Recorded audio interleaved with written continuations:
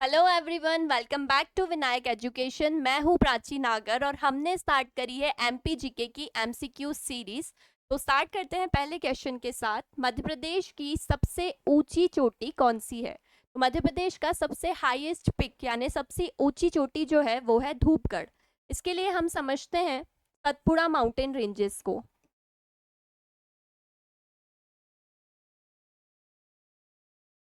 Satpura mountain ranges में जो इसका पश्चिमी भाग है इसे कहते हैं राजपीपला।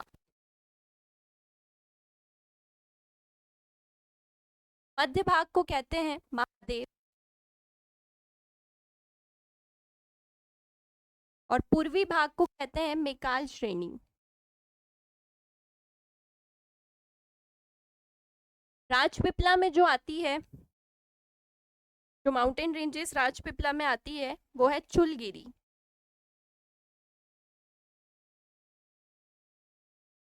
ये राजपीपला की सबसे हाईएस्ट पीक है जिसकी हाइट है 12-15 मीटर्स।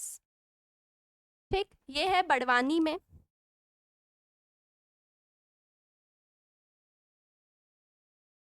महादेव माउंटेन रेंजेस की बात करें, महादेव श्रेणी की बात करें तो महादेव में आती है धूपगढ़, में आता है चौरागढ़। ये दोनों जो हिल्स हैं, ये दोनों ही माउंटेन्स जो है मध्य प्रदेश के पचमढ़ी में है।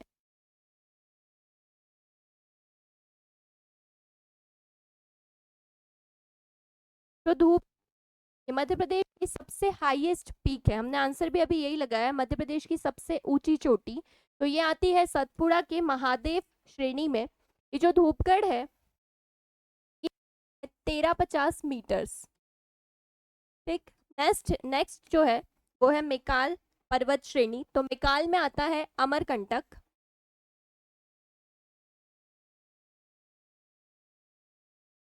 जहां से निकली है नर्मदा नदी।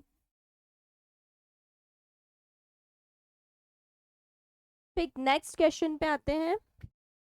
ओके, मध्य प्रदेश का प्रसिद्ध हिल स्टेशन पचमढ़ी कहाँ स्थित है? तो पचमढ़ी जो है ये मध्य प्रदेश का एक प्रमुख हिल स्टेशन है। ये नर्मदापुरम में है।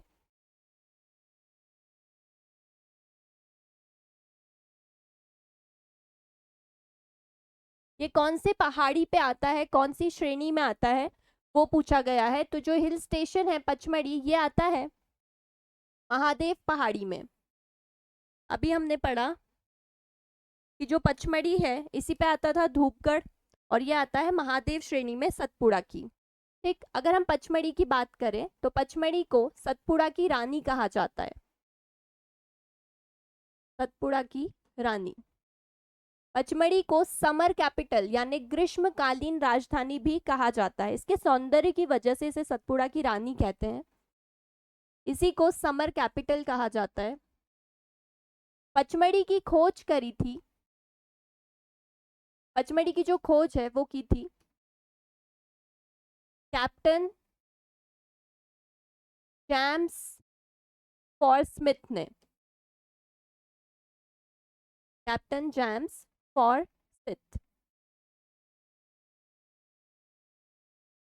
ठीक, नेक्स्ट क्वेश्चन। गिद्धराज पर्वत मध्य प्रदेश के किस जिले में स्थित है?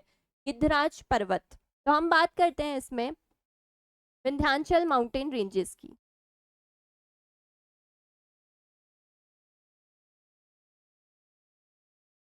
विंध्याचल माउंटेन रेंजेस का जो पश्चिमी भाग है उसको विंध्यान के नाम से ही जाना जाता है। इसके मध्य भाग को भांडेर और इसके पूर्वी भाग को केमूर कहते हैं। विंध्यान माउंटेन रेंजेस में आता है वांचू पॉइंट,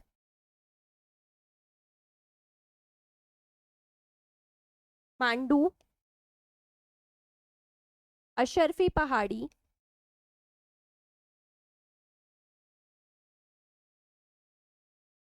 तलकनपुर,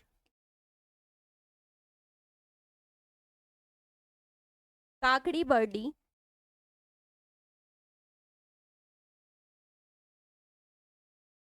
और भीमबेटका, यहाँ लिख देती हूँ।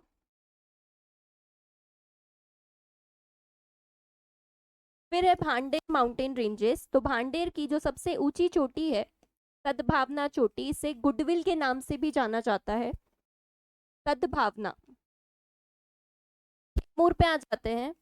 कैमूर जो है, यहीं से केन नदी का ये उद्गम स्थान है। यहीं पे गिद्धराज पर्वत है। जो क्वेश्चन था कि गिद्धराज पर्वत कौन से माउंटेन रेंज में आता है, कौन सी पर्वत श्रेणी में आता है, तो गिद्धराज पर्वत जो है कैमूर की पहाड़ियों में है। तो आंसर होगा इसका, जो गिद्धराज पर्वत है मध्य प्रदेश के किस जिले में है पूछा था, तो जो गिद्धराज पर्वत है ये मध्य प्रदेश के मैहर जिले में है। और कैमूर में ही त्रिकुटा पर्वत भी आता है, जहाँ जहाँ पे माँ शारदा का मंदिर है। तो इसका आंसर है मैहर। गिद्धराज पर्वत जो है मध्य प्रदेश के मैहर जिले में स्थित है। नेक्स्ट हम पढ़ते हैं, मालवा का पठार किससे निर्मित है। पूछ रहे हैं कि मालवा का पठार जो है किससे बना है।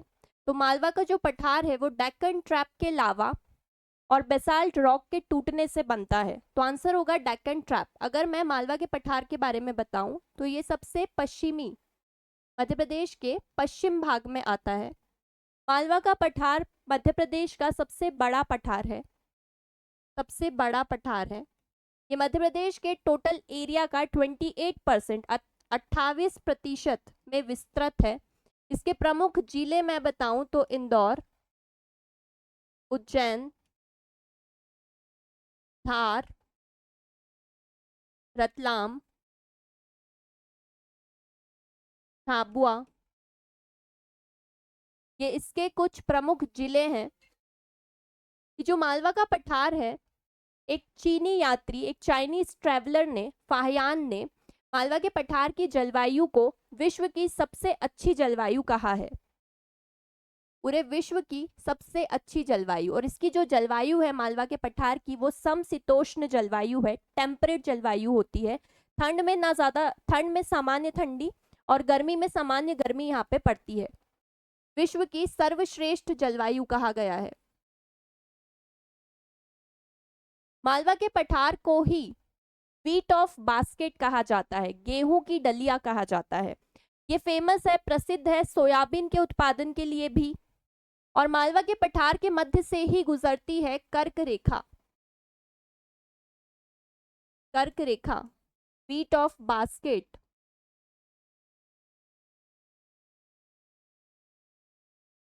सॉरी, बास्केट ऑफ व्हीट, गेहूं की डलिया। ठीक, नेक्स्ट क्वेश्चन है, निम्नलिखित में किस पर्वत की तलहटी पर भीमबेटका की गुफाएं स्थित है। तो अभी हमने पढ़ा था भीमबेटका की गुफाएं जो है विंध्याचल माउंटेन रेंजेस के पश्चिमी भाग में थी। एक बार मैं फिर से आपको दिखा देती हूँ। ये रहा विंध्याचल माउंटेन रेंजेस, इसमें मैंने आपको पढ़ाया था, just a minute. Vindhyachal mountain ranges में ही भीमबेटका की गुफाएं आती हैं। मुझे दिख नहीं रहा है, मैं शायद लिखना भूल गई हूँ। ये रहा भीमबेटका की गुफाएं। ठीक, तो ये विंध्याचल माउंटेन रेंजेस में विंध्यान यानी पश्चिमी भाग में आती है। ये जो भीमबेटका की गुफाएं हैं, इसको यूनेस्को वर्ल्ड हेरिटेज साइट में, यूनेस्को विश्व धरोहर की सूची में 2003 में शामिल किया गया था। ये मध्य प्रदेश के रायसेन जिले में है। अपने शैल चित्रों के लिए प्रसिद्ध है।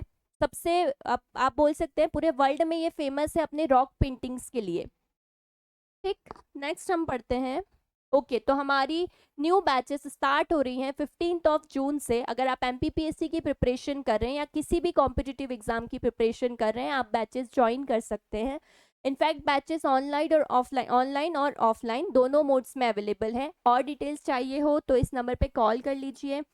One more thing, play store से जाके द विनायक ऐप का जो जो द विनायक एजुकेशन ऐप है उसको डाउनलोड कर लीजिए। उसमें आपको पीडीएफ्स, नोट्स और टेस्ट सीरीज सब कुछ अवेलेबल है।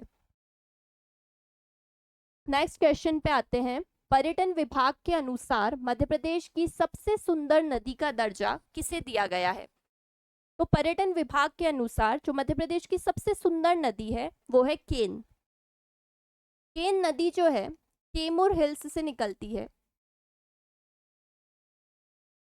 कटनी, कटनी के कैमूर हिल्स से केन नदी निकलती है। ठीक, इसे सबसे सुंदर नदी का दर्जा दिया गया है। ये यूपी में बांडा जिले में, यूपी में जाके यमुना से मिल जाती है बांडा जिले में। ओके, नेक्स्ट झीलें दी हैं, स्थान दिया है, कौन सी झील कहाँ से निकली है बताना है। हनुमान ताल, सबसे ज्यादा ताल और तलैया जो है वो जबलपुर में है, तो हनुमान ताल जो है वो जबलपुर में। यशवंत सागर है इंदौर में, जिसे रामसर साइट में भी शामिल किया गया था 2022 में। लाखा बंजारा जो झील है वो है सागर में, और मुंज सागर जो है वो है धार में। ठीक, नेक्स्ट पूर्णा नदी इनमें से किसकी सहायक नदी है। तो अगर पूर्णा नदी की बात करें तो वो ताप्ती नदी की सहायक नदी है। ताप्ती नदी के बारे में बताएं तो ये निकलती है मुल्ताई हिल्स बैतूल से। ताप्ती नदी मध्य प्रदेश के सबसे दक्षिण पार्ट में बहती है, सबसे दक्षिण में ये बहने वाली प्रवाहित होने वाली नदी है। सबसे नॉर्थ में बहती है चंबल नदी, सबसे दक्षिण में सबसे साउथ में बहती है ताप्ती नदी। ठीक, ताप्ती नदी जो है नर्मदा नदी के एकदम पैरेलल बहती है। ठीक, पूरब से पश्चिम की ओर बहती है और खंबात की खाड़ी में जाके, गुजरात में खंबात की खाड़ी में जाके मिल जाती है। इसकी जो लेंथ है, लंबाई है, वो है 724 मीटर्स। नेक्स्ट, मध्य प्रदेश में शक्कर उद्योग पर आधारित सबसे बड़ा जो कारखाना है शक्कर उद्योग पर आधारित, वो है बरलाई चीनी मिल, जो कि कहाँ पे है, इंदौर में। विनायक एजुकेशन भी कहाँ है, इंदौर में, और मैं भी इंदौर से हूँ। ये मध्य प्रदेश की सबसे बड़ी चीनी मिल है। ठीक, नेक्स्ट है, ये बहुत इंपॉर्टेंट फैक्ट्स है, एग्जाम में डायरेक्ट पूछे जाते हैं। राजघाट परियोजना को रानी लक्ष्मीबाई परियोजना के नाम से भी जाना जाता है। ये जो परियोजना है राजघाट परियोजना, ये बेतवा नदी पे है। ठीक, और ये मध्य प्रदेश और उत्तर प्रदेश दोनों की संयुक्त परियोजना है। मध्य प्रदेश का सबसे बड़ा कोयला क्षेत्र सोहागपुर कोयला क्षेत्र है। ये सोहागपुर कोयला क्षेत्र शहडोल में है। ये पूरे मध्य प्रदेश का सबसे बड़ा कोयला क्षेत्र है। सिंगरौली को मध्य प्रदेश की ऊर्जा राजधानी यानी एनर्जी कैपिटल कहा जाता है। सबसे ज्यादा कोयला उत्पादन यहीं से होता है।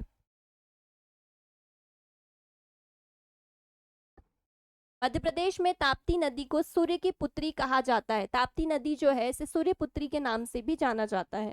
ठीक, तो थैंक यू, मिलेंगे नेक्स्ट लेक्चर में। अगर अच्छे लग रहे हो लेक्चर्स और ऐसी सीरीज कंटिन्यू रखवाना चाहते हैं तो चैनल को सब्सक्राइब कर दें और वीडियो को लाइक कर दें। Thank you.